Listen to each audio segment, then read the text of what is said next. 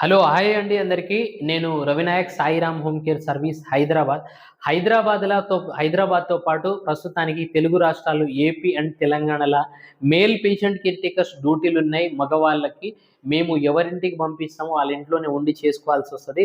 కొంతమంది పేషెంట్లు bed ridden ఉంటారు. కొంతమంది నడిచే వాళ్ళు గూడా ఉంటారు గాబట్టి, మేము ఎవరింటికి పంపిస్తామో వాళ్ళ ఇంట్లోనే అక్కడే ఉండి చేసుకోవాల్సొస్తది. 3 పూటల భోజనంతో పాటు ఉండనికి షెల్టర్ ఇస్తూ 18,000 జీతం ఇస్తున్నాము.